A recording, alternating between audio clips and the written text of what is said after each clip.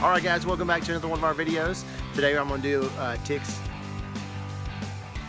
do tips and tricks. I'm actually going to do a review. I'm going to do a review of this Mother's new lens headlight restore kit.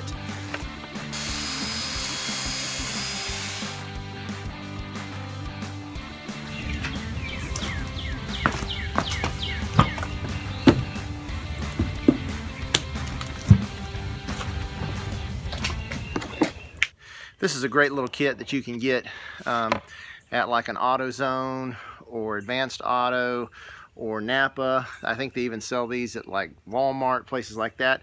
And it comes with a couple great little things here. Let me show you. Flip the camera around. It comes with an assortment of sandpaper, starting at 800. And then 1500, you can see there it says 1500. It has this polishing pad, which is 3000 or 3300, and then it ends with this polishing ball, and it has some power plastic for lights, plastic polish, and all of these connect to a cordless drill or an electric drill with Velcro. And you start with the highest, you start with the lowest. You start with the 800 and you get all that old oxidation off, and then you move your way down until you finish with the power ball. Like I said, I've had this kit for a while, and I've used it on several vehicles, and so you are able to buy this and use it several times. It's not just a one-time, one vehicle use. It's worth it. I've barely used hardly any of this power plastic buffer compound, and I've used the same sanding discs on multiple cars, and it's always worked great. Let's see how well it works on this one.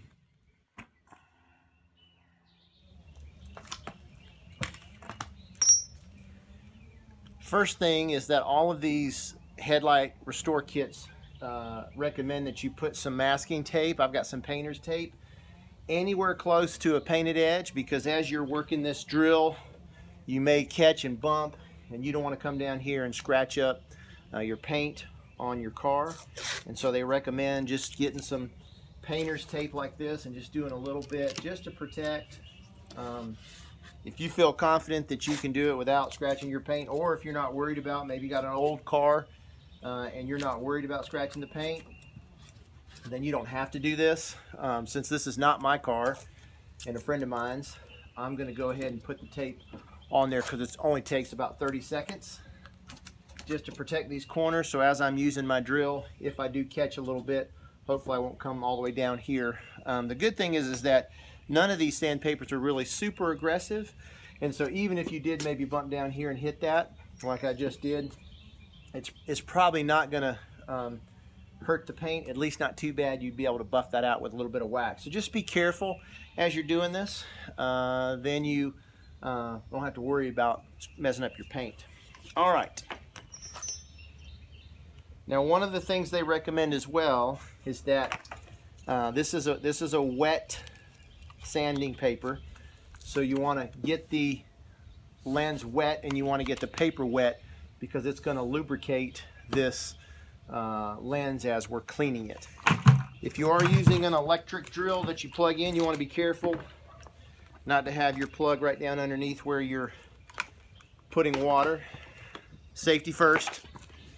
Alright, so put a little water on here. Put a little water on my sanding disc here. And actually I started with the wrong one. No, that's right. 800. Just start sanding.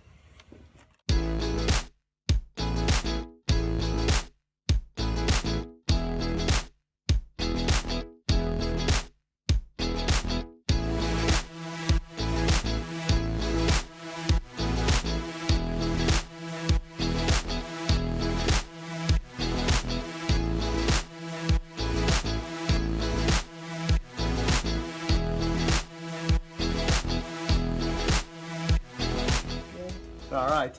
Now you'll notice it gets kind of this milky white substance on it, and what that is the old oxidation on the plastic is starting to come off. And so that's another reason why you want to have some water. Just rinse that off. That's not bad. That's actually exactly what you want to happen. You want to get that old. What we're doing is we're removing that first layer of oxidation that's on that plastic with this more aggressive sandpaper. Then once we get all that oxidation off, we will begin to smooth it out with the higher grit sandpapers, and then eventually the polish.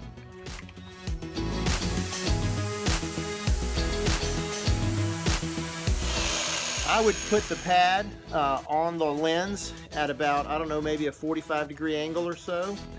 You don't want to put it flat on there or it'll jump around, and you don't want to do the edge because it could actually dig into the plastic. So about a 45-degree or maybe even less, 30-degree angle. And I work my way back and forth, left to right, and then I go up and down, and then sometimes I'll do diagonal just to get different angles and make sure I'm getting into that oxidation as best that I can. It's already starting to look better.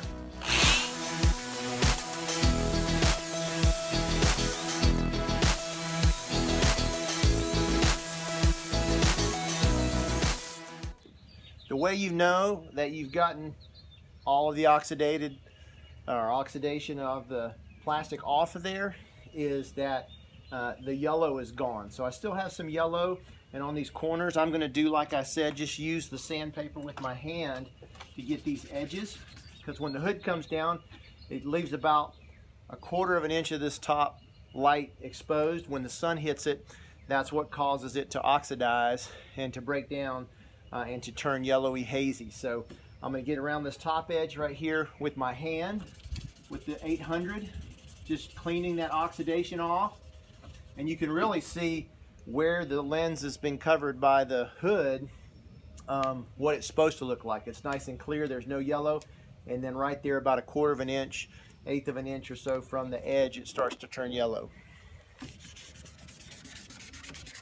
So I'm just cleaning this top edge here with my sandpaper.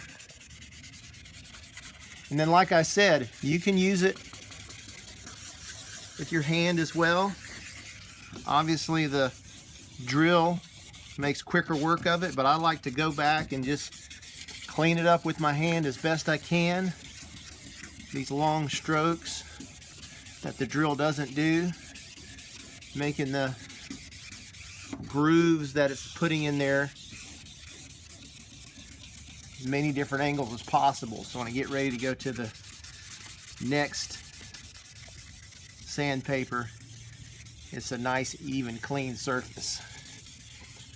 One of the other ways you can tell if you still have some oxidation on there is that, especially with the sandpaper, if it's going across here pretty smooth and quick and easy, then you know you've cut into that oxidation. You're starting to get down to the fresh plastic underneath. But if it's kind of catching, like down here, I know I haven't gotten this corner very good, and I need to get that oxidation off. So I'm just going to keep working this. Might go back to my drill here in a second until I get all that oxidized plastic off of the top of this lens. I'm taking that top layer off.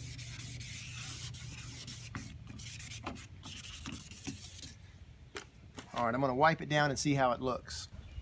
All right, as you can see, there's still a little bit of yellow tint there, so I want to get a little bit more of that oxidation off, but it puts some light scratches in there. That's what happens when it removes that first layer, and we're going to remove those scratches with the next layer, or the next highest sandpaper. All right, so I've gotten the first layer off, and I noticed it in the corners did not get up there with the drill very good, and so I just took by hand and I just touched these corners up, made sure that they're done well along the edge here. Again, the drill doesn't get into those corners very well without getting on the paint or jumping off, and so I just get those by hand. And I've noticed that as I keep going with this 800, it's not white stuff that's coming off anymore. It's basically clear. So I know I've gone through that level of oxidation that I need to go through to get to my next sanding disc.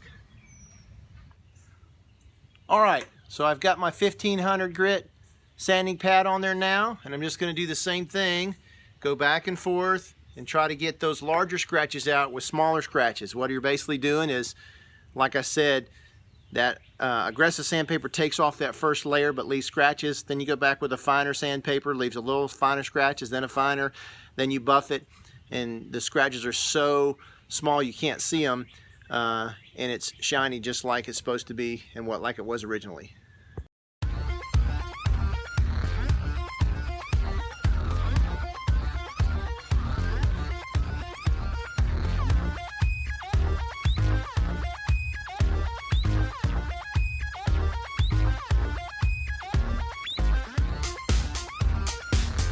All right, next thing, I'm using the 3000 grit pad, and this is different. It's not a piece of sandpaper. It's actually got a little pad to it, and I'm going to just do the same thing. And this one I actually can put it kind of flat on there because of the cushioning of the pad. And I'm just going to go over this for about maybe 5 minutes, try to get much of the bigger scratches out with this 3000 grit. Then I'll get the polishing ball.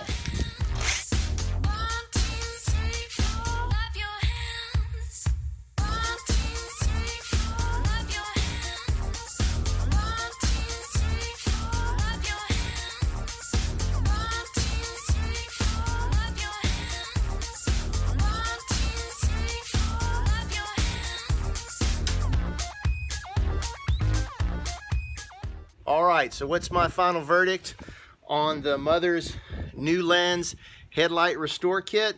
I give it a thumbs up for sure. Like I said, I've used this on several different vehicles. This is probably the 4th vehicle I've done it on. This is by far the worst as far as the headlights, and it turned out amazing. So this kit is well worth the money, and I recommend it highly. Let me also say that I'm not sponsored in any way, so this is completely an unbiased opinion. I've had great results with it, so for whatever it's worth, I would recommend this highly. Thanks for watching our video. Be sure to subscribe and hit the like button. Also, be sure to check us out on Facebook and Instagram, dirtdobber.com as well. And we're putting content up there almost daily.